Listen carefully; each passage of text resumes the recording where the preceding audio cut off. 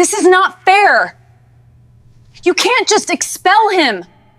My name is Hazel. I'm 38 years old, mother to a 10-year-old girl named Martha who builds butterflies out of wire, paper, and somehow hope.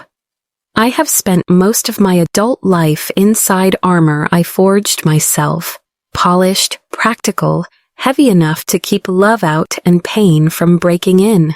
I used to call that armor strength. Today, I know it was fear in a very convincing costume. This story began not with thunder, but under fluorescent lights that hummed like insects, in a principal's office that smelled faintly of old carpet cleaner and the kind of coffee people endure, not enjoy. Across from me sat Andrew and Amber Denton, arranged like a magazine spread, tailored navy and winter white, posture designed to be photographed. They regarded me as if I were a smudge on glass, the sort of thing money can wipe away. To them, I wasn't a tired mother defending her daughter. I was an emblem, a warning, the kind of woman you invoke when you want to prove that rules matter. No husband, no pedigree, no alibi except perseverance. Behind his desk, the principal hovered like a man trapped between a fire alarm and a locked door, shuffling papers he'd already read, eyes moving from me to the Dentons and back again. The shape of the conversation revealed itself slowly. Not a meeting, not a hearing. A performance, policy and concern spoken softly, until Amber's voice hardened and Andrew slid a single sheet of paper toward me. On the surface, it was ordinary, neat margins, a few paragraphs, a signature line waiting like a trap. But the sentences were engineered to fix the story forever. My child, the aggressor, my parenting, a liability, our home, unstable by implication. If you sign, Andrew said, legs crossed with curated nonchalance, we can keep this out of the police system. Keep what out? A scraped knee and months of words sharp enough to bleed? This wasn't justice, it was packaging. A confession wrapped around a lie. I tried to explain how we got here, placing each detail carefully the way you do, when the truth is simple, and simplicity is what people mistrust. The whispers about fathers and good women, and who deserves to win. The butterfly sculpture Martha had built, delicate as breath, crushed by a classmate named Amanda, who'd already learned that cruelty can wear perfume and perfect hair. The principal nodded in the right places, yes, yes, and then looked back at the document as if gravity were pulling him toward it. Amber's smile never reached her eyes. She spoke of structure, outcomes, father figures, as though biology wrote character and money stamped approval. Heat rose under my skin, the kind that makes you want to run or fight or vanish. I did neither. I listened to the terms for my child's return, apology, admission, a short class on how to be less of a problem. I wasn't asked to tell the truth. I was asked to make peace with a story that punished my daughter for defending herself and punished me for not being a man. You should know where I learned to be quiet, in rooms that misname harm. When I was 13, my mother, Clara, set a stack of papers on our wobbly kitchen table and forgot how to breathe. Emails, receipts, photographs that confirmed what she already knew. The life she built with my father, Christopher, had been modified without consent. He left the way people do when they confuse starting over with becoming new. Overnight, our house turned into a ledger. Later, my mother married William, kind, steady. The rare man who knows the difference between authority and care. I was 16 and fluent in suspicion. I refused him, his checks, his help, his quiet persistence. I chose debt for college because I wanted to owe no one the story of who I became. I decided independence meant no witnesses. Years slid by the way they do when you're stitching rent from double shifts. I poured coffee and rationed miracles. Then a miracle appeared with a grin and a sketchbook. Michael. Later, he packed a suitcase half full and left me with a child entirely full of need and light. This isn't where men are villains and women are saints. It's where the math of caregiving refuses sentimentality. Some people stay, some don't. The world keeps moving as if love weren't also infrastructure. Back in the principal's office, infrastructure wore letterhead. It looked like the Denton's certainty that confidence can become policy if you speak it loudly and in the right shoes. Your child can't return until you apologize, Amber said, each word cut into tidy pieces and served without mercy. The principal didn't exactly agree, he didn't exactly disagree. He floated in the borderland where leaders go when they're afraid to disappoint donors. A simple thing had happened. My child had been cornered for weeks by weaponized whispers. She pushed back. Another simple thing was happening now. Power was explaining that it preferred a different narrative, and my job was to co-sign. What the Dentons couldn't imagine, because they've never had to, is that my life contains a phone number large enough to rearrange rooms. I hadn't dialed it in 20 years. Pride is stubborn. Fear is stubborn in a softer voice. But the storm behind my ribs began to throw itself against the walls I built. Martha deserved more than my stamina. She deserved my courage. I stared at the paper and saw not ink, but a blueprint for my daughter's future. Sign here to accept smallness and perpetual apology. Sign here to teach your child that the fastest way back into a room is to take the blame for other people's harm. I did not sign. I stood. My palms were damp. The chair legs scolded the tile. "We're done for today," I said, my voice steadier than I felt. The principal blinked, a fragile relief in his face that I both pitied and despised. Amber tilted her head, the posture of someone unpracticed at hearing no from the unpunishable. Andrew tucked the paper back into a leather folder like a trophy prematurely claimed. I left without goodbye. In the hallway, a poster about kindness curled at the corners. In the car, I didn't cry. I pressed my forehead to the steering wheel and counted my breaths. In, out, in, out. The parking lot was full of vehicles that looked like minimalism costs money. The afternoon light offered that particular mercy that makes even asphalt look forgiven. I scrolled through names on my phone like credits rolling, found the one I'd pretended didn't exist, William, my mother's husband, the man who still sent birthday cards after I'd stopped opening them.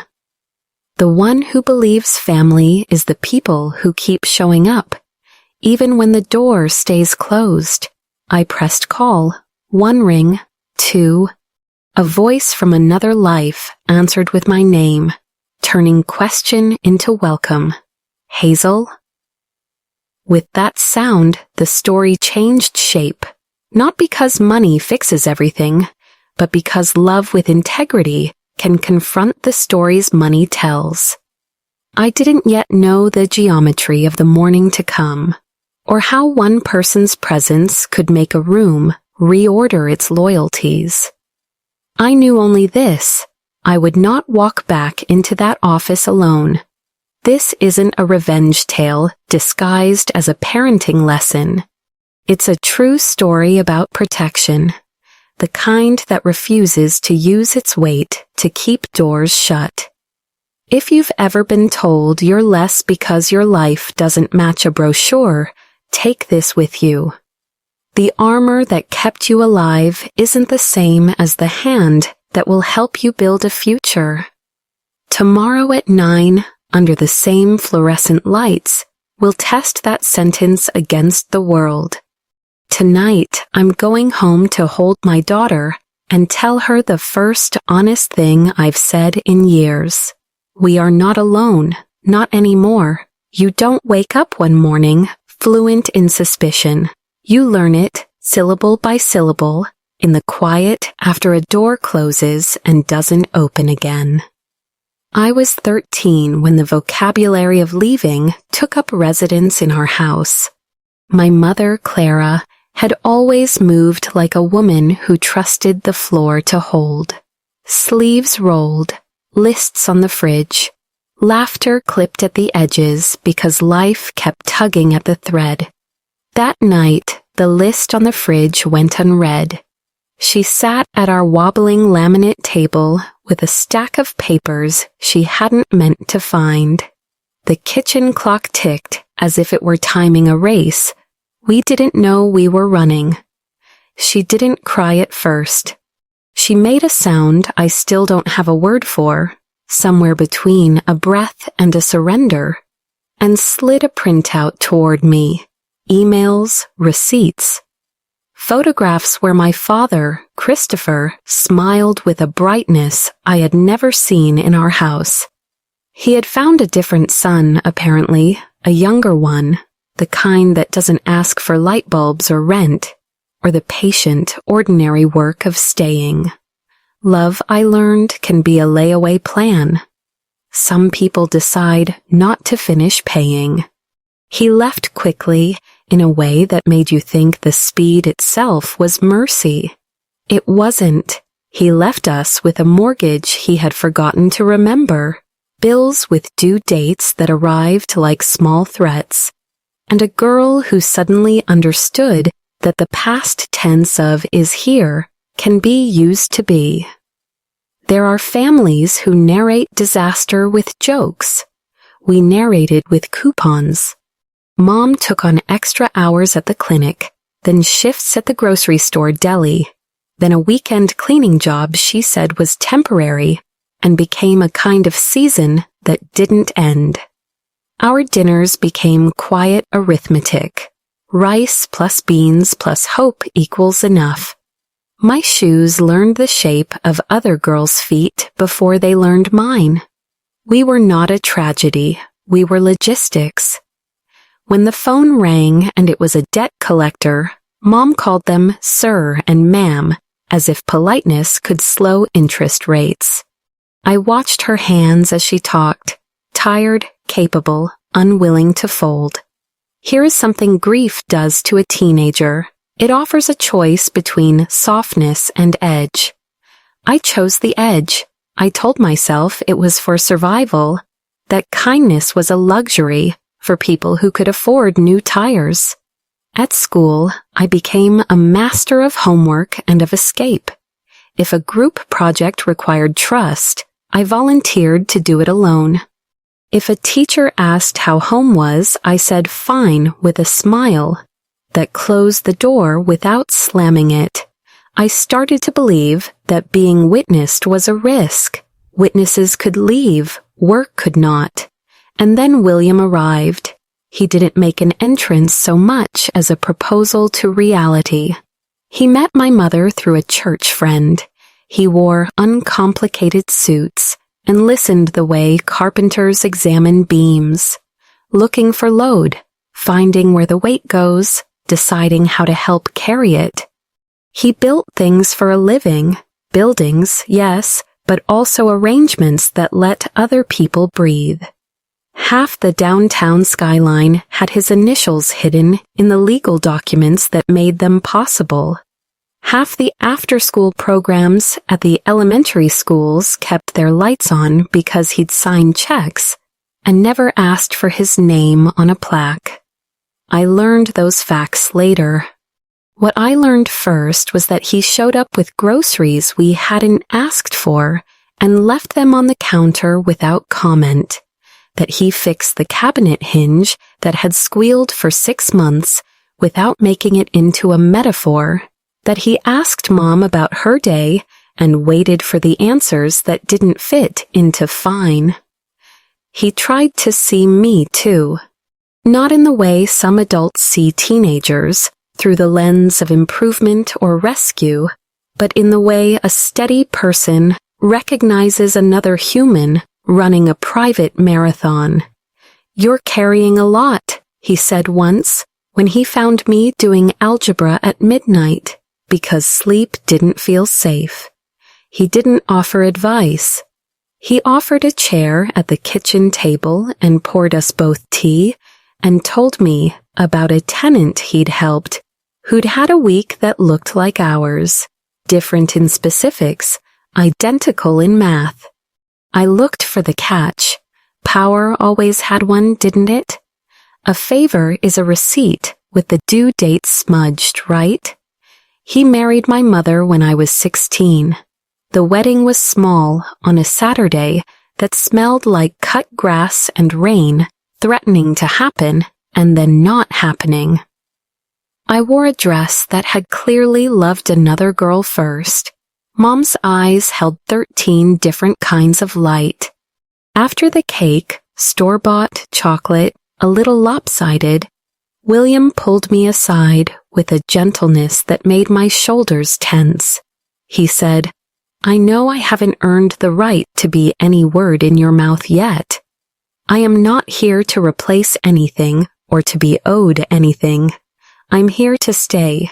If you ever want help, I'll offer it. If you don't, I'll still be here.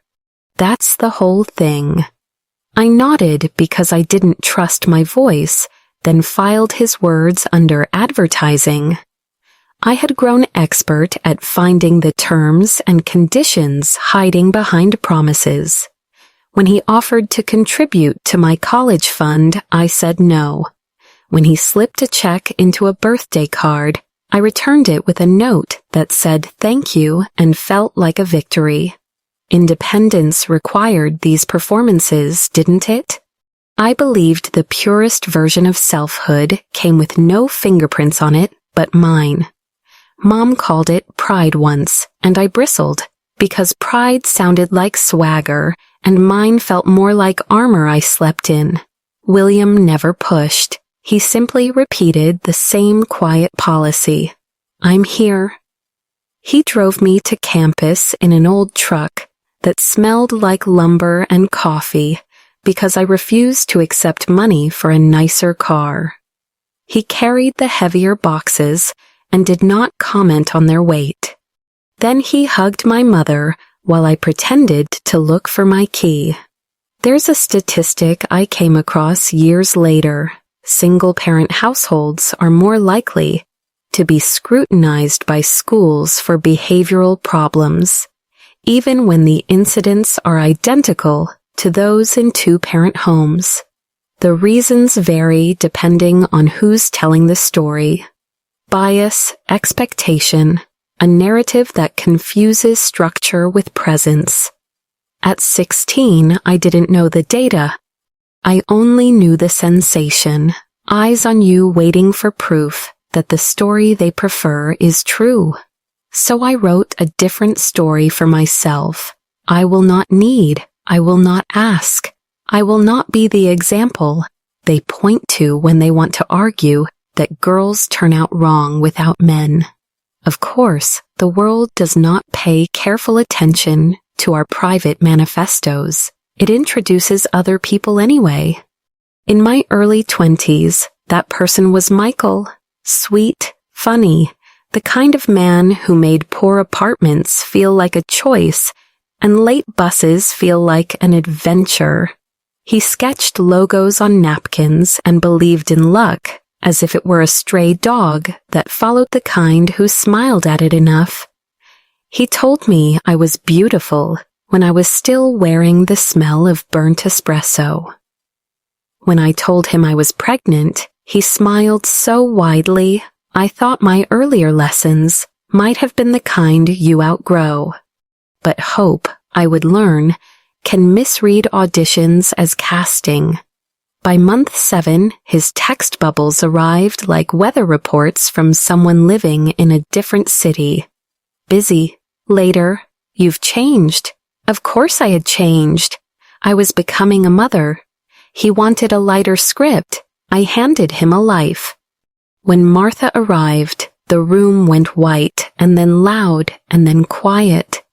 And I counted 10 fingers and 10 toes and the seconds between her breaths, as if the math could promise me something no human could promise. Michael didn't come to the hospital. The flowers he sent were the kind you buy at checkout when you remember you were supposed to remember something. The card said, "Congrats!" exclamation mark, like a bandage that falls off in the shower. I am telling you all this because the principal's office didn't happen in a vacuum. The sentence, "Your child can't return until you apologize," echoed against walls I built a long time ago. Walls made of vows and budgets, and the belief that the safest way to live is to make your world small enough to defend alone. The Dentons' certainty wasn't only about their daughter. It was about the myth that families like mine are problems to be managed rather than people to be protected. When Amber said, "Some women aren't built to raise children alone," she wasn't diagnosing me. She was rehearsing a script designed to keep doors shut and hands unoffered. What she didn't know was that I had a counter script waiting in a phone contact I had refused to use. William had never demanded the word father. He had never tried to spend his way into my trust. He had just kept doing the durable, unphotogenic work of showing up. If power is a tool, he had treated it like a level and a beam, not a sledgehammer. And if fear is a costume, mine had been convincing long enough. In calling him, I wasn't choosing money over principle. I was finally admitting that the principle had always been this: strength is not isolation. It is choosing the right hands to share the weight. By the time I hung up with him that night, his voice measured, anger braided with love, instructions crisp, I felt something I hadn't let myself feel since I was 13. Not safety yet, not relief, something quieter, like the sound a house makes when a load-bearing wall is replaced by a stronger beam, and the whole frame exhales. Tomorrow would be war conducted with paperwork and precedent and the precise application of truth. But before it was any of that, it would be this: a girl and her mother walking into a building, knowing there was a man waiting who would neither rescue them for credit nor abandon them for comfort. He would stand, and in standing, help us stand taller. I slept lightly, like people do when their past and future have scheduled a morning meeting. I dreamed of butterflies that didn't tear when the wind found them. Morning came, ordinary and revolutionary at once, and I woke knowing that the language I had learned for leaving was about to meet its opposite, the grammar of staying. There is a kind of love that enters like a song and leaves like an invoice. When I met Michael, the melody arrived first. He was 25 and carried a sketchbook like a second set of lungs. The cafe where I worked after classes smelled like burnt sugar and ambition. He set up camp at the corner table with headphones around his neck, as if the world might hand him a record deal by mistake. He made logos for friends' startups that never started, posters for bands that broke up 2 rehearsals in, and jokes that made the night shift feel like an inside story. I was 23, caffeinated, and practicing optimism in small doses.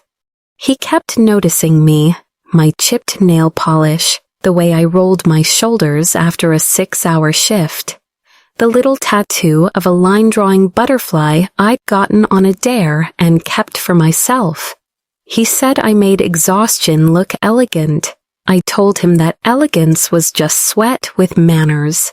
We moved in together 6 months later because rent multiplies when you stare at it alone, and because the rooms in that one bedroom looked bigger when we filled them with the future tense. We were poor in the way people are when poverty is a shared joke. Ramen remixed with frozen vegetables and pride, Craigslist furniture adopted with ceremony, a couch that wheezed when you sat on it like it had opinions. He drew while I studied, and when I stumbled home from double shifts, he would tilt my chin and ask me to tell him something true that didn't require a solution. I mistook tenderness for structure, and perhaps that error is forgivable. A life built by one set of hands dreams of two, and a heart trained to expect departure will sometimes pretend not to see the suitcases blinking from the closet shelf. I found out I was pregnant on a Tuesday that looked like a Tuesday. The test sat on the edge of the sink, daring me to make it into a metaphor. I walked out of the bathroom carrying a new math problem, set it on the kitchen table, and watched him read it off my face. His mouth made the shape of surprise, then joy, and he hugged me with a sincerity that dissolved all the caution I'd spent years curating. We talked about names and safety and who we'd become if someone depended on us. He Googled cribs that don't squeak and how to baby-proof cabinets without feeling like your kitchen has joined the military. He put his hand on my belly before there was anything to feel and whispered hello into the future as if it would answer. Hope is a creature with a delicate metabolism. It needs feeding, plans, budgets, lists. I made them in stacks.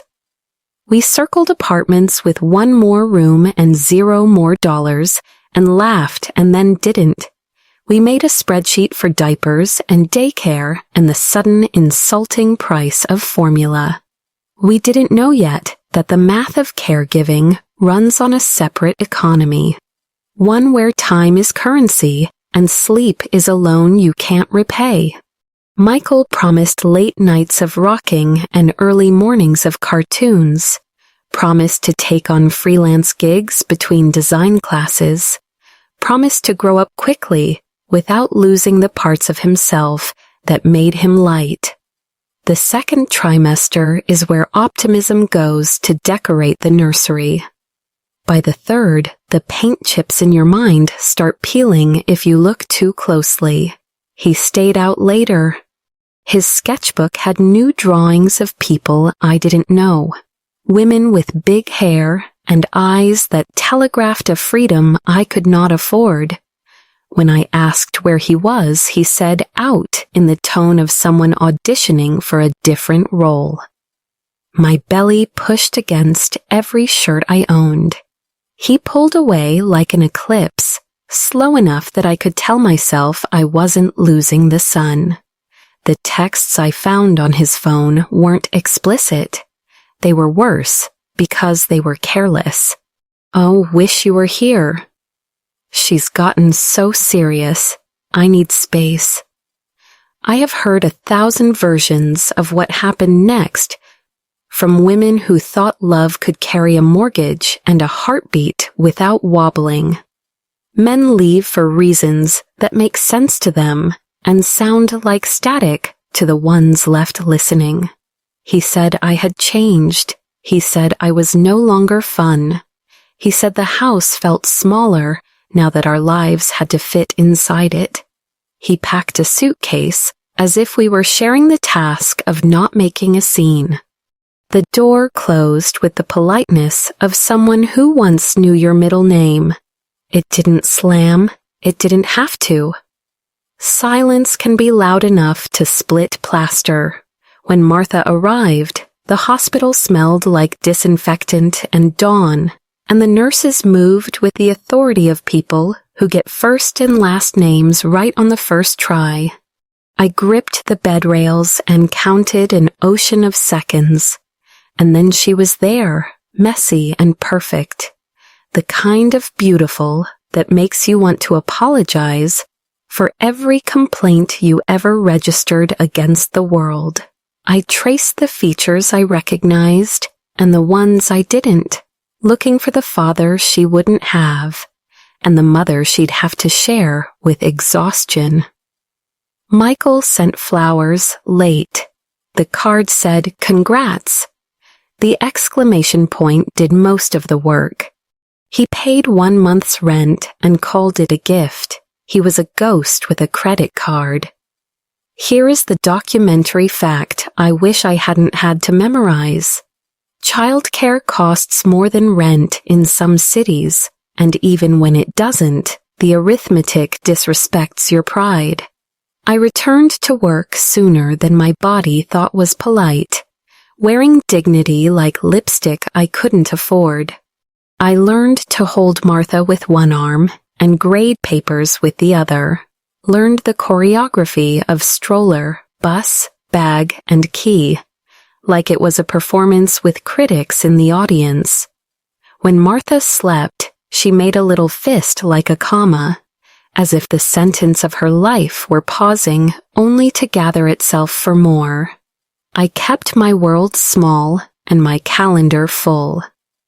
When my mother asked if I wanted William's help, I said no in a way that sounded like competence. He sent birthday cards anyway, and when I didn't cash the checks inside, he didn't turn them into lessons. He and Mom came by with food that tasted like relief and left before gratitude could frighten me. Once, when my car made a noise that suggested both complaint and prophecy, I found it repaired in my driveway 2 days later with a note that said, "Cars shouldn't make threats." I pretended not to recognize the handwriting. Martha grew into a girl who laughed with her whole face and concentrated like work was a friend she enjoyed impressing. In 2nd grade, she learned about butterflies and decided they were superior citizens. She built them out of anything the house offered, a paper, twist ties, bits of foil.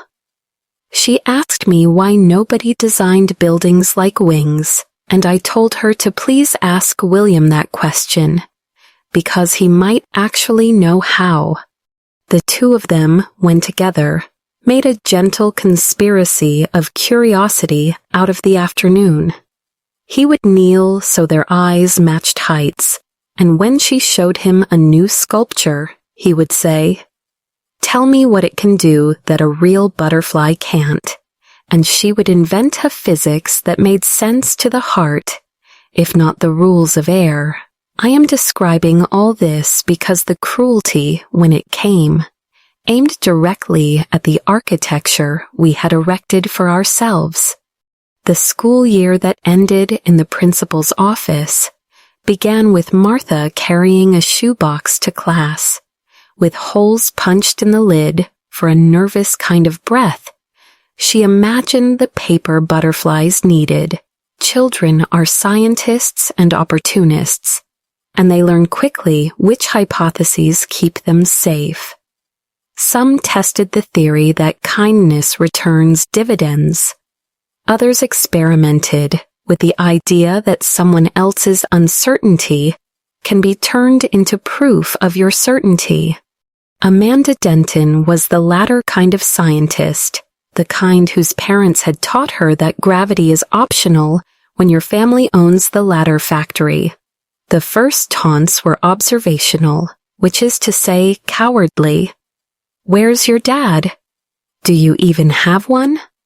My mom says girls with no fathers get wild." The words were sticky, designed to attach and collect lint and shame as they rolled. Martha ignored them with the practiced dignity of a child who has watched her mother not answer questions designed to make stories small. When her butterfly sculpture won a classroom vote for most creative, Amanda smiled in a way that had no friendship in it and told her that fatherless girls didn't deserve to win anything. This is the part where narration wants to punch a clock and shout at the universe. This is the part where a mother's throat closes and the room leans. At home, Martha kept building. She built a butterfly whose wings angled like parentheses. And when I asked her what it meant, she said, "It keeps the important part safe." We put it on the windowsill. I told her about the ways people mistake luck for moral excellence. I told her that families come in forms that confuse people who love boxes. I told her that nothing someone else says about your worth can make your lungs forget their training. She nodded, and the nod was both belief and politeness. Children borrow our courage until theirs arrives in full.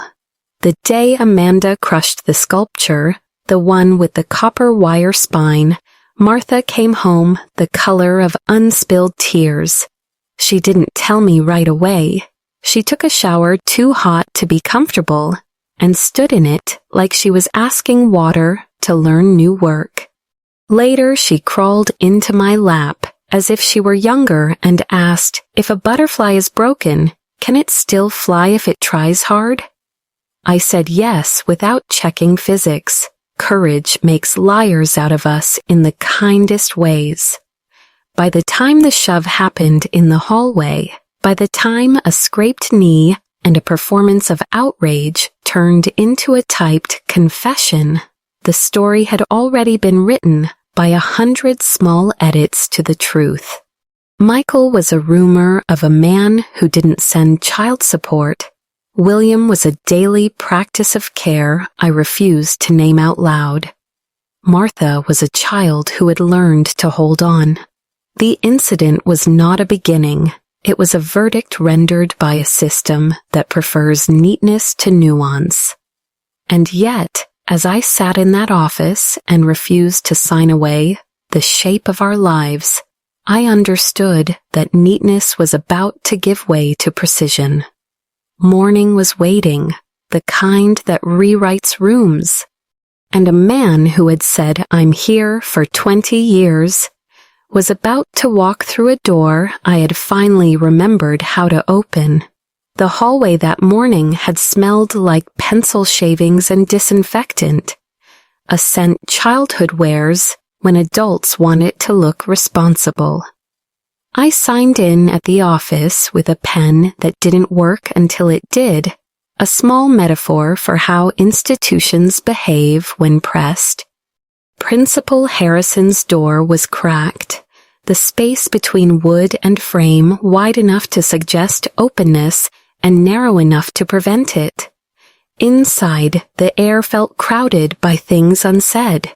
He stood when I entered, and then seemed to regret the formality, as if manners might be cited later as bias. "Miss Hazel," he said, with the half-smile of a man who's read a script and isn't sure he believes his lines. The Dentons were already seated. Andrew wore a suit the color of plausible deniability. Amber's blouse was white in the manner of a warning label, crisp, immaculate, implying that any mess belonged to other people. They had placed 2 items on the desk with quiet choreography, a manila folder and a bottle of designer water. Amber's nails were pale pink, a softness that felt like misdirection.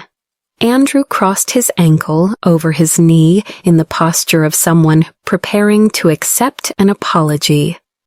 "Thank you for coming," Harrison began, and the syllables made a show of neutrality while the room pulsed with preference. He slid a thin packet toward me as if it were a menu, and I stared at the bold font, Incident Report, while my pulse scrolled a faster text. Amanda Denton's name appeared at the top, Martha's below, then a paragraph that treated the hallway as a crime scene and my daughter as the aggressor that scene had been waiting for. The language was lawyerly without the accountability of law, made physical contact, escalated behavior, resulting in injury.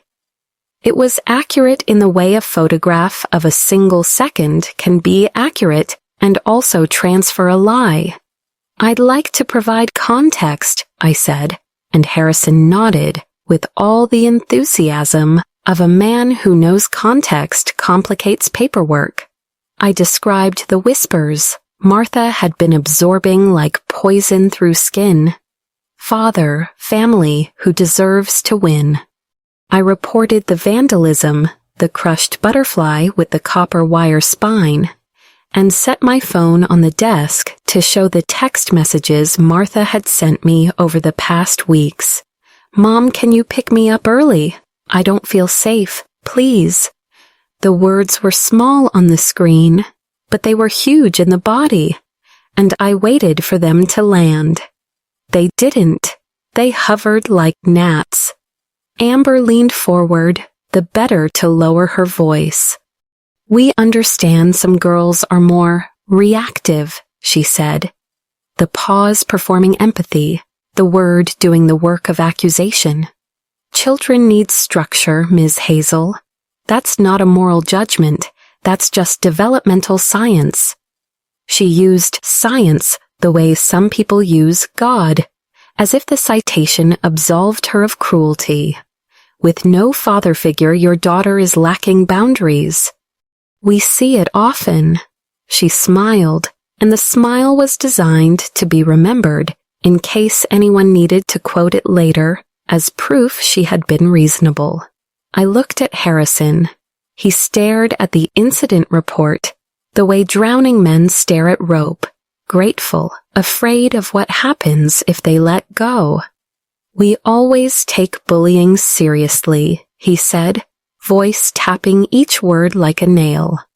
But we have to address physical aggression. He slid another sheet toward me. It was the confession, though it didn't call itself that. Acknowledgement of parental responsibility, it read in sober font. And below, I accept that an unstable home environment contributed to my child's behavior. I will enroll in a parenting class and seek a father figure program to ensure appropriate structure. It asked for my apology as an admission that I had built a life incorrectly. Something in me wanted to laugh just to stop the room from tightening. I swallowed instead because women who laugh in serious rooms get called names that travel with them. You're asking me to agree that my motherhood is the problem, I said. Andrew did that lawyer trick where the eyebrows attempt conciliation while the mouth delivers a verdict. We're asking you to be accountable for outcomes, he said. If you sign, we can keep this out of the police system. Keep what out? A scrape on a knee. A girl's hallway performance of injury to eclipse weeks of psychological assault. I thought about how forms collect dust and power like moss collects dew, how a single sentence signed today becomes a file pulled tomorrow, becomes a precedent cited next year when Martha's name appears again. For excellence or survival, I thought about the way bias enters a room wearing a tie and leaves with a policy. The document was a mechanism, a piece of bureaucratic theater designed to fix our story to their preferred wall. May I speak plainly? I asked Harrison, and he nodded with the fatigue of a man allergic to plainness. What Amanda did to my daughter is called targeted harassment in your handbook, I said, tapping the policy binder on the credenza, the one every school displays like a family Bible. It specifically names insults about family and identity as aggravating factors. It defines property destruction as a disciplinary offense. It permits physical response as self-defense when repeated provocation is documented. I lifted my phone again, the texts glowing like small flare guns in a dark field. This is documentation. Andrew's smile thinned. With respect, you're not an administrator, he said, the phrase with respect, doing its favorite job as a prelude to disrespect. And with respect, I answered, you're not a parent in my house. Amber exhaled through her nose, a tiny horse of a sound. Let's be realistic, she said. Girls without fathers present act out. It's just biology. I stared at her, wondering what biology textbook had a chapter titled Misogyny in Practice.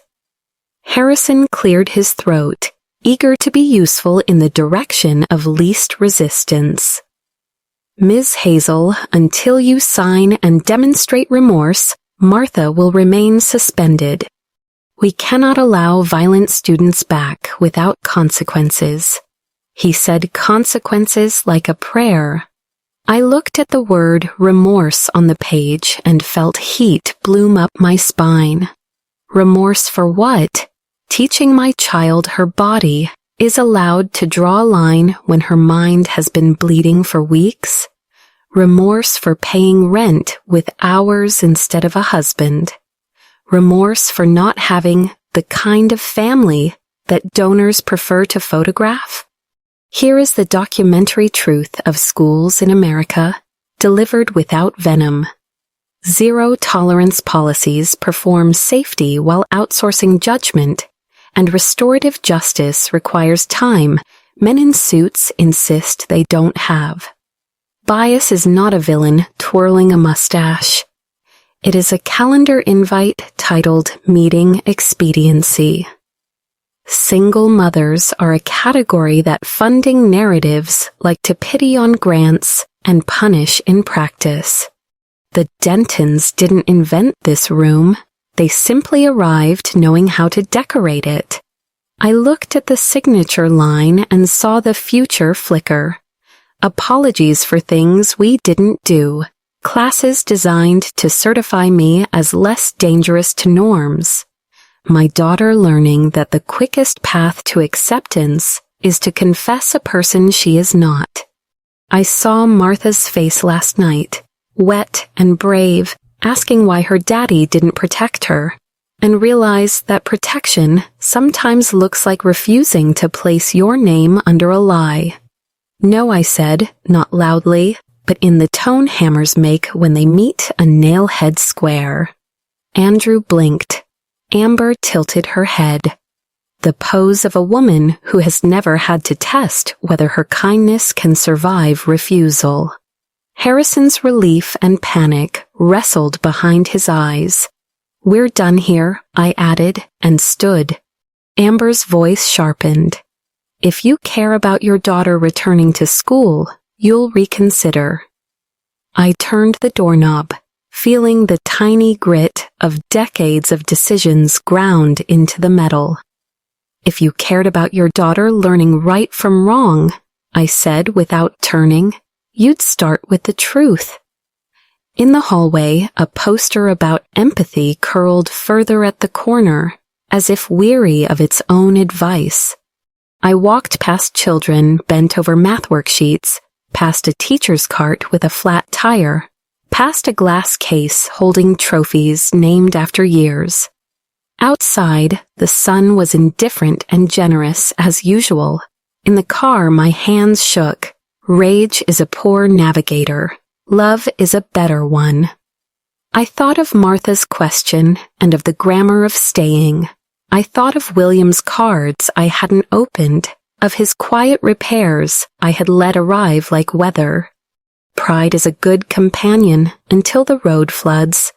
Then it turns into a weight. I picked up my phone and scrolled to the door I had kept shut for 2 decades. When he answered, his voice, steady, unhurried, sounded like a tool being chosen carefully from a box. Hazel, he said, and I told him everything. The lies, the paper, the sentence they wanted me to sign that would shrink my daughter for their convenience. He listened, and when he spoke, the temperature in my blood changed. "Do not sign anything," he said. "Do not speak to anyone. Meet me at 9. It wasn't a threat, it was a plan. This is the difference between domination and stewardship. One flexes, the other builds. The day bent. The storm behind my ribs found a place to go that wasn't just back into itself. That night, after I packed Martha's backpack, with nothing but pencils and her courage, I slept like a threshold, half in the past, half in the room we would enter in the morning. Policy had been wielded like a blade today. Tomorrow it would be measured like a level. Rooms rearrange around certain presences, and for the first time in 20 years, I was willing to let one rearrange around us. The night before 9 o'clock looked ordinary because courage often dresses itself in routine. I washed the dinner plates while Martha hot-glued a wire frame for a new butterfly on the kitchen table. The TV murmured about weather and a city council vote that would affect playground budgets, and I kept half an ear on it the way mothers keep half an ear on everything. When she finished, she held up the skeleton of wings and asked if it looked strong. "Strength," I told her, "isn't just not breaking. It's knowing what to do after something bends." She nodded like she was filing that somewhere private. We taped her reinstatement schedule on the refrigerator as if naming a thing might bend the world toward it. Later, when the house counted its usual sounds, the refrigerator's patient breath, the ticking clock, a neighbor's laugh traveling through drywall, Martha climbed into my lap and rested her head beneath my chin. "Will it be okay?" she asked. Children believe in yes or no. Adults know about the labyrinth between. Yes, I said anyway, because truth sometimes requires a leap. "How do you know?" she asked. "Because we are not alone tomorrow," I said, and felt my voice steady itself against the words. After she slept, I laid out clothes for morning with an attention I hadn't given fabric in years. The ritual felt like packing for a trip through customs. Documents in order, questions rehearsed, declarations ready. I set my phone on the nightstand face up, as if readiness could be absorbed by proximity. When sleep finally arrived, it came in small packages, dropping off at the door and ringing the bell, so I'd have to stand up and sign. I woke before the alarm, the sky practicing light without committing to it. Coffee, toast, a quick braid for Martha. The butterfly she'd finished last night glinted on the windowsill, as if it had discovered a sun we hadn't yet earned. We left the house early, which is what you do when a day might ask more than you plan to give. I parked under a sycamore that shed its bark, like a lesson about renewal that doesn't need a soundtrack. At 8:55, a long black car eased to the curb with the discretion of something that doesn't need to announce itself. The door opened and William stepped out into the morning like a man who trusts gravity and the work of his own feet. His suit was the simple kind that whispers tailored and says nothing else. His tie was the color of undecided skies. He did not lead with the handshake he offers to other men in boardrooms. He placed his palm on my shoulder with exactly the pressure required to communicate arrival and not possession. Then he looked into my face the way contractors look at beams, assessing load, deciding where to add support. "Ready?" he asked. The question carried no drama, only logistics. I nodded. It felt like agreeing to a blueprint I had not written but could recognize as sound. We walked in. The secretary glanced up, then double-took, her professional smile rearranging itself into surprise. "Good morning," William said, using the tone that lifts rather than lowers. "We're here to see Principal Harrison." She pressed the intercom, voice catching in the polite net of, "Mr. Harrison? Mr. M?" She didn't finish. Doors that usually take their time began to behave like doors should when people need them. When we entered Harrison's office, the room did what rooms do around certain presences. It corrected its posture. The Dentons sat straighter, as if expecting a photograph. Andrew's eyes flicked to William's watch, the way some men take inventory. Amber's smile attempted diplomacy. Harrison stood so quickly his chair made a sound like a scold. "Mr. William," he said, using the full name the city reserves for ribbon cuttings and budgets that pass. "I didn't realize." "I'm Hazel's stepfather," William said, unwrapping the sentence from any hint of apology, "and Martha's grandfather." He did not sit immediately. He walked to the policy binder on the credenza, its spine uncreased from disuse, and opened to a tab with quiet precision.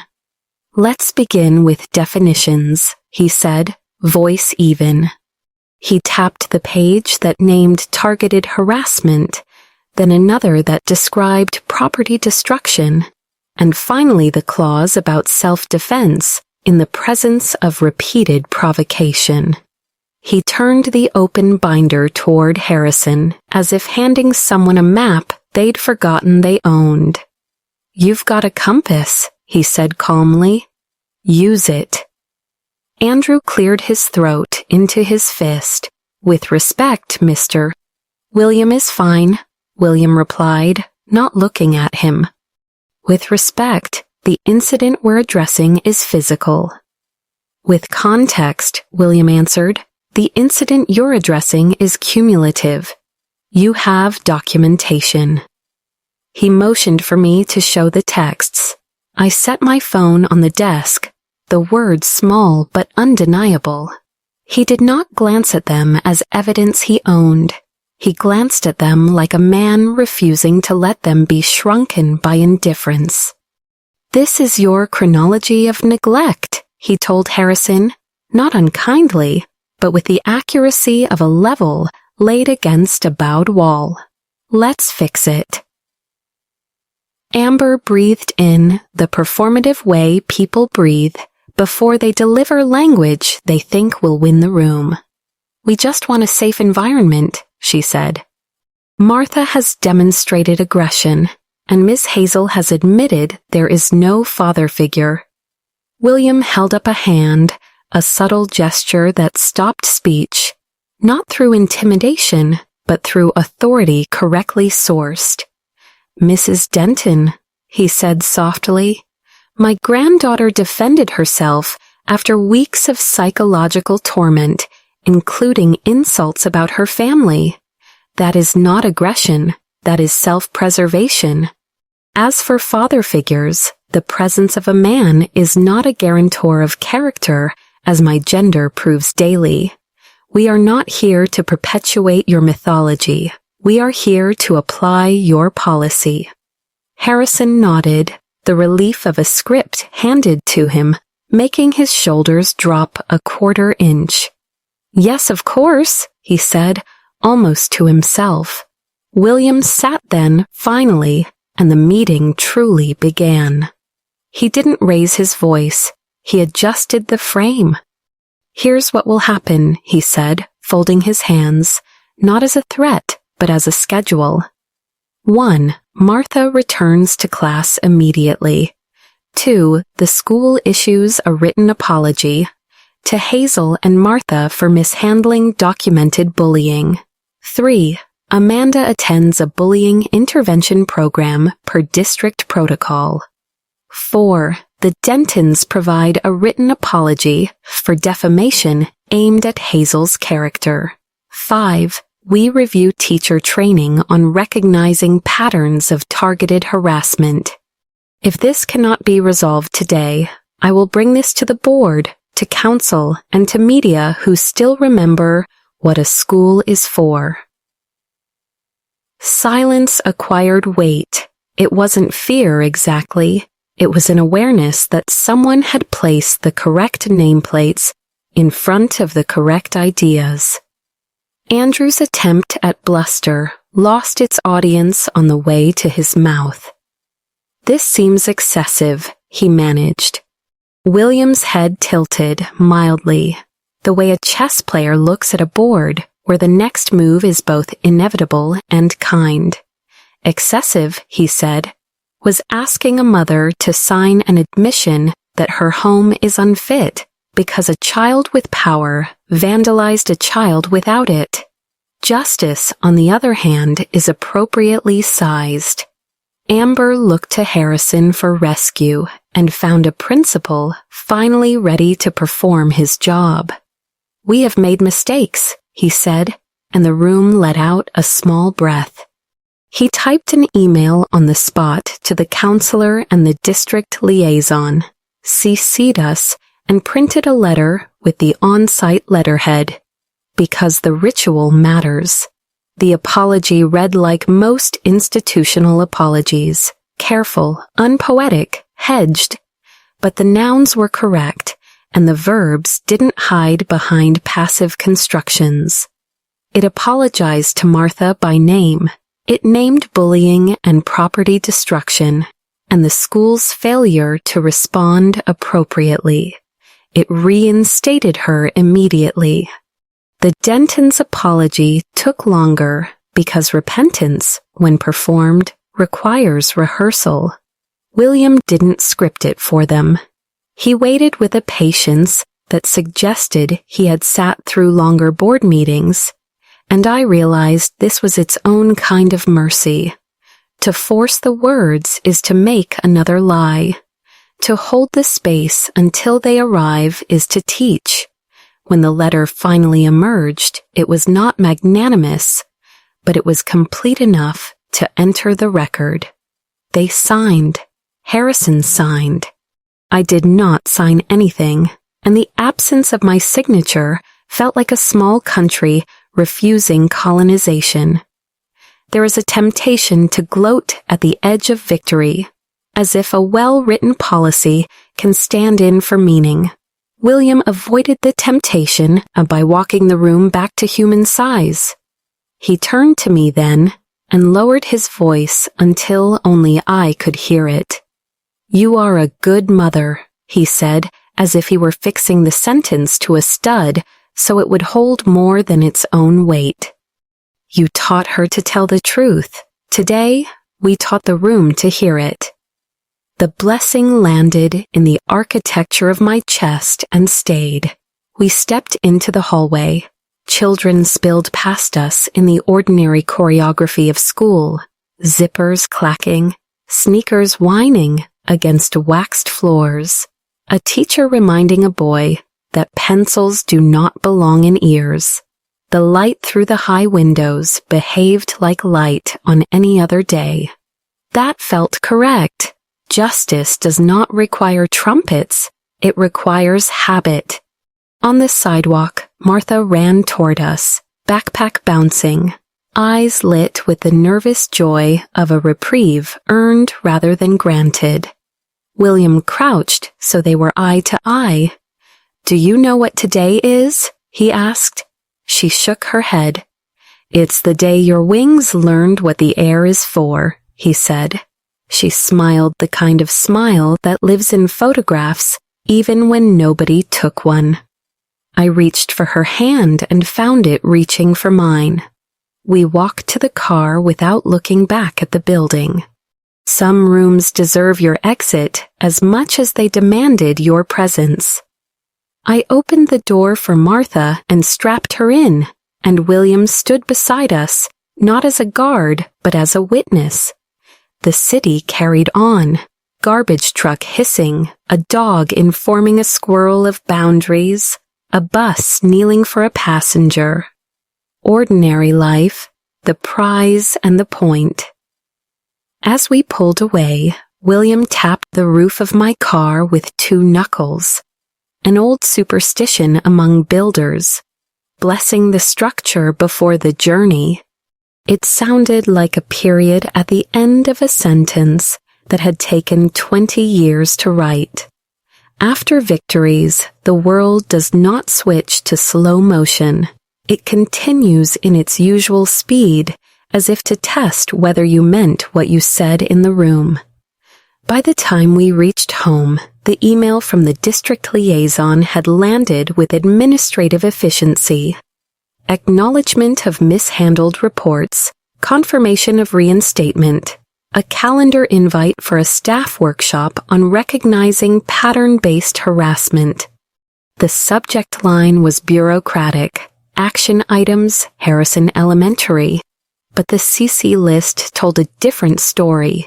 Counselor, vice principal, 2 teachers whose names Martha mentioned when she was happy, and 1 board member who knew William well enough to send a reply that sounded like accountability without choreography.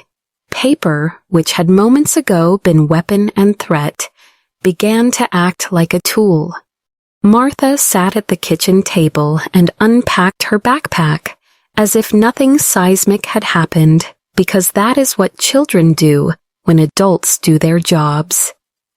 She asked if she could bring the butterfly with the copper wire spine for her desk. If it breaks again, I asked, without meaning to sound like a mother who believes the universe keeps receipts. Then we build another, she said, with the relaxed conviction of someone whose body has relearned a fact it almost forgot. I nodded, and we hot-glued a new brace at the joint she worried would wobble. Strength, like William said in a different vocabulary, is appropriately sized. I texted my mother a photograph of William at our doorway with his tie loosened and a glass of water in his hand, the expression of a man who is tired in the good way. She replied with a heart and the sentence, "He never left," and for a second I was 16 again, suspicious of hope, ready to crumple it before it could disappoint me. I set the phone down and felt the odd tenderness of learning I had misread a character for 20 years, and that the correction did not humiliate me. It relieved me. Pride is less a sin than a misunderstanding of the physics of weight. You can carry everything until you cannot, and then you must decide which stories you want help to hold. That evening, William called from his office and told me the apology letters were on official letterhead and had been logged in the school's incident system. "The record matters," he said, and I heard in his voice the cadence of a builder who thinks in terms of inspections, codes, paper trails that keep structures honest. If anyone tries to retell today later, the nouns will already be in place. He added that Amanda had been assigned a district intervention program run by a counselor who believed in consequences that taught rather than branded. "She's a child," he said, as if preempting the part of my heart that wanted an adult-sized outcome. "We make better adults by practicing now." I stood by the window and watched our street perform evening, porch lights blinking awake, a father balancing a toddler on his shoulders, teenagers pretending they had never been younger than they are now. I wondered about Michael, the ghost who once called himself wanting a future. Would he see the photographs online of a man beside Martha at a school concert sometime soon and feel anything resembling the feeling of missing? The thought rose and dissolved. Grief is a lake you stop measuring once you've learned how to swim in it. Every so often, You remember how it used to pull you under. The next morning, we walked Martha back through the doors as if they had always been hers because they had. She kept her head up without force and said hello to the custodian who taught her knock-knock jokes. The teacher at her classroom door knelt, looked her in the eye, and said the sentence that repairs more than it seems. "We're glad you're here." On her desk was a small card from the counselor with a drawing of a butterfly, whimsical and just slightly silly, which is to say perfect medicine. Amanda entered a few minutes later, quiet, accompanied by her mother. Amber's face wore the kind of apology that hopes to be mistaken for dignity. She mouthed sorry toward me, and I gave a nod that neither excused nor prolonged the moment.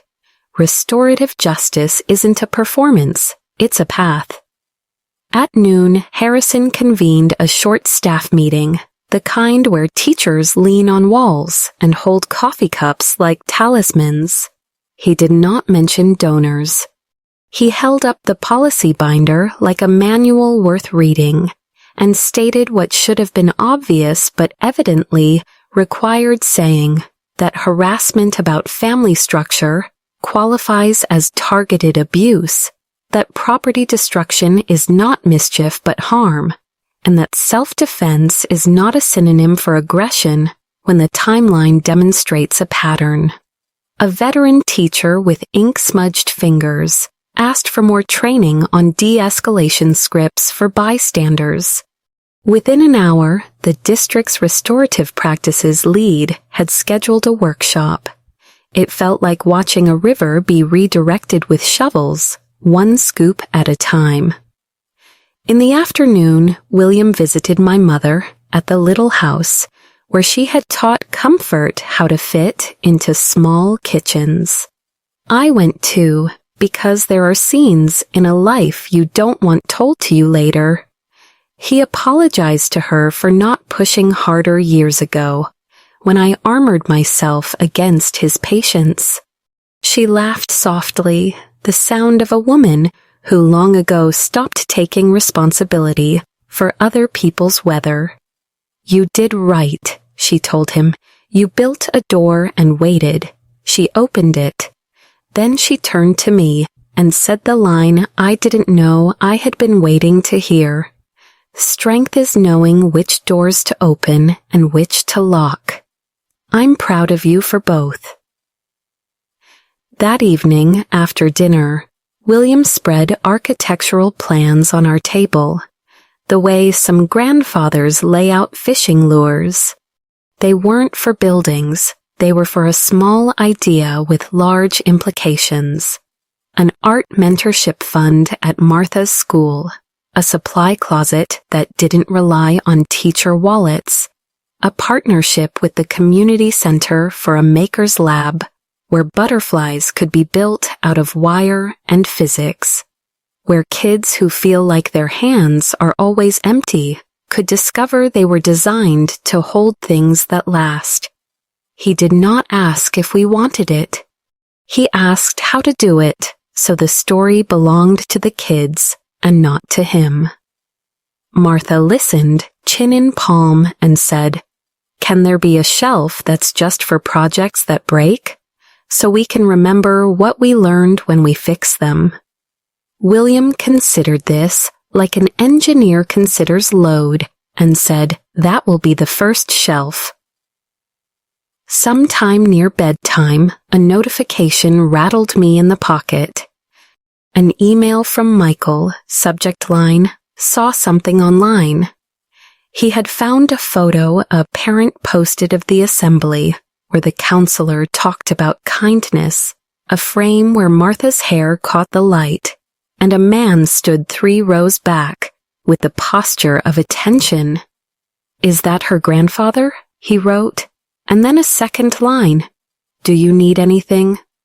I stared at the glow a long time. Once, I would have read those words like a rope thrown too late. Now I read them like a weather report from a city I no longer live in. I wrote back, yes, send child support. She deserves that. Then I turned the phone face down and felt the peculiar calm of telling a truth without hoping for virtue in return. Before we turned out the lights, William stood in our doorway, the way he had in the morning, and looked not at me, but at the home we have made as if checking a frame. Tomorrow, he said, I'll speak with the board about district-wide training. This can't rely on the presence of one angry grandfather and a binder rediscovered. I smiled because anger wasn't the word I would have chosen. Furious love, perhaps. Stewardship with teeth. Thank you, I said, the words landing without the awkwardness they used to drag behind them. He shook his head, a small gesture dismissing the idea of gratitude as a currency between us. Family, he said simply, and left it there. In bed, the house creaked the way old wood talks to itself at night. Martha snored, a tiny sound that always shocks me with its audacity. For the first time in a long time, I allowed my mind to walk into tomorrow without flinching. We would go to school. She would set her butterfly on the shelf, maybe the new shelf one day, and it would catch light without asking permission. I would send an email to the counselor about starting a parent circle. For those of us who have spent too long apologizing to institutions for existing. And I would write a letter, this time for myself, that said, I accept responsibility for teaching my daughter the difference between peace and silence, between humility and erasure, between independence and isolation. I will enroll in the kind of class that has no certificate, the one where you learn how to let love in and keep your name. Sometimes, after a storm, you go outside expecting to see evidence. The dramatic limb ripped from a tree, the trash can on its side, the fence resigned. But the most important changes are structural and quiet. The soil learned where to send water, the roof proved its angles, the roots gripped deeper because that is what roots do. Today we didn't tear anything down for sport. We built in public and the building held. People imagine that redemption arrives with fanfare, a brass section cresting above a grateful crowd. The truth is quieter. It sounds like a zipper in the morning, a shoe finding its mate by the door, the scrape of a chair as a child sits where she belongs. The week after the meeting, life arranged itself into a new normal that felt less like victory laps and more like a foundation finally level. Martha returned to school with the easy purpose of someone who doesn't have to borrow permission. Her desk had been moved near the window, sunlight as an everyday accommodation, and the counselor's card with the goofy butterfly lived on her pencil box like a private joke between two people who had shared an honest afternoon. She waved to the custodian who told the best knock-knock jokes, and to the art teacher who started stocking copper wire in a plastic bin labeled wings. Justice, I learned, is not an event but a habit, reinforced by paper you can point to, and people who will show up again tomorrow. The staff workshop happened in a room that smelled like dry erase markers, and the optimism teachers keep renewing despite everything. Harrison stood at the front and named what had gone wrong, not as a performance of mea culpa, but as a map for better routes. The restorative practices lead talked about patterns and thresholds, about the way a single push, photographed on a hallway camera, can erase months of targeted harm unless adults insist on a longer view. Teachers asked questions that sounded like invitations to do better. What can we say in the moment that doesn't escalate? How do we document whispers that never make it into office referrals? How do we bring parents into the circle without turning the circle into a stage? The answers weren't perfect. They were a beginning. At home, beginnings had their own choreography. Martha built a new butterfly with William on Saturday morning at the kitchen table, measuring angles like tiny architects of air. They argued softly about whether a wing needs a visible spine or whether strength can be hidden and still count.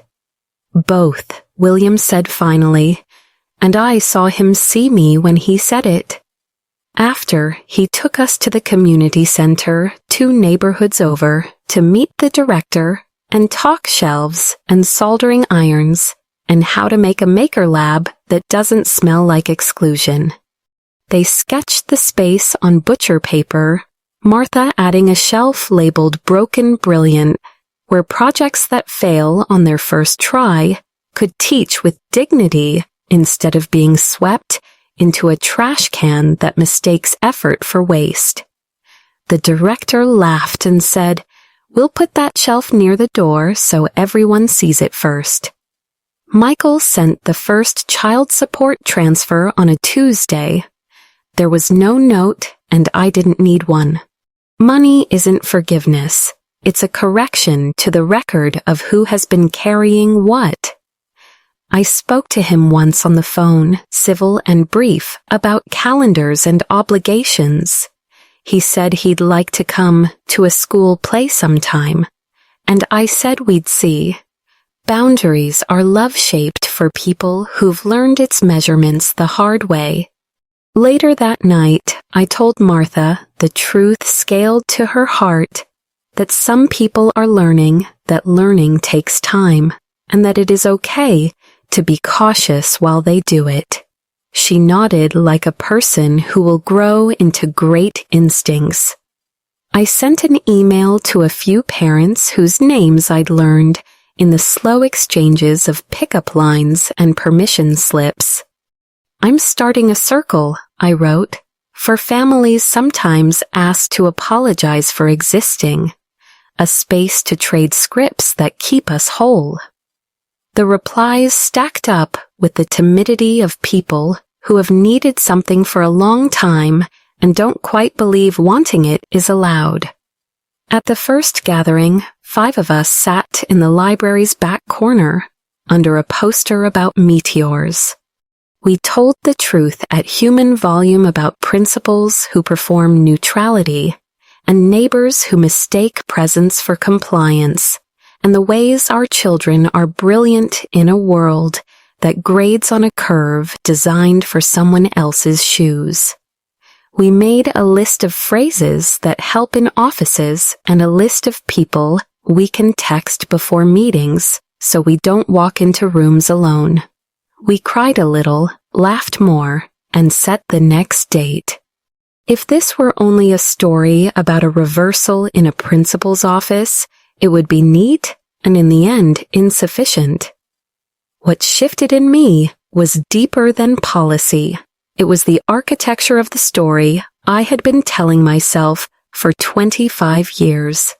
Independence had been my creed and my disguise, a way to refuse the memory of a door closing, and a way to prove to whom that I could carry a house on my back. William did not kick the door down for me, because he is not that kind of man.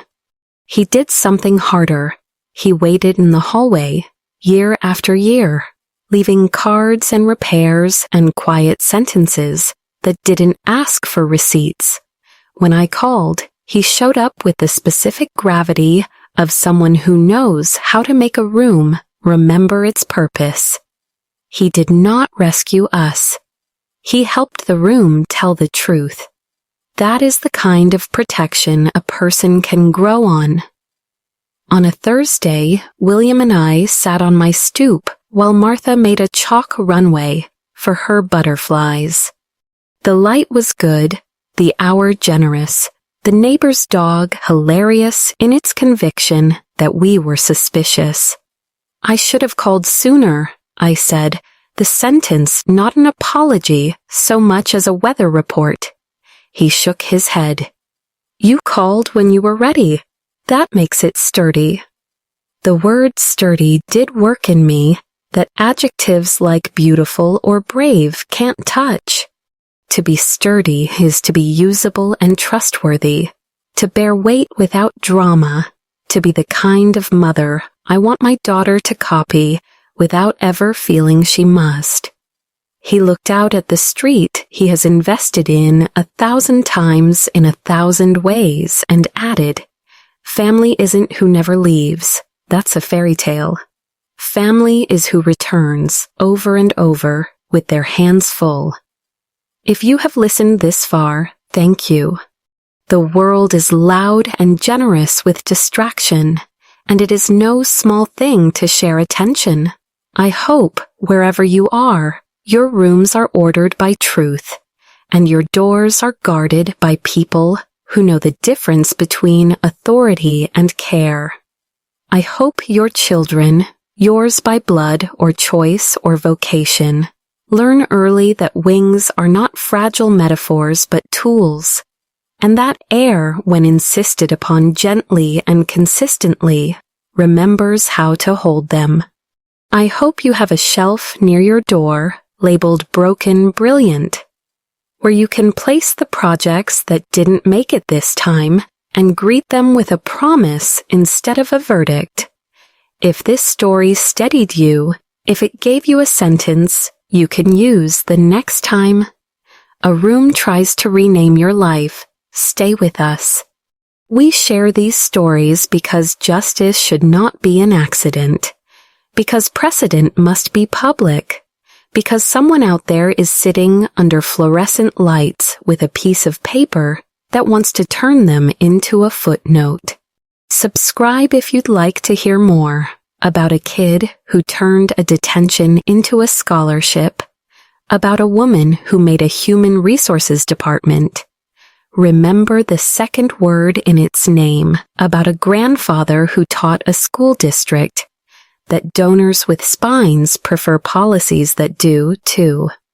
Leave a comment telling us how you've taught a room to listen, or how someone stood beside you with the correct gravity and helped the furniture of power slide into its rightful place.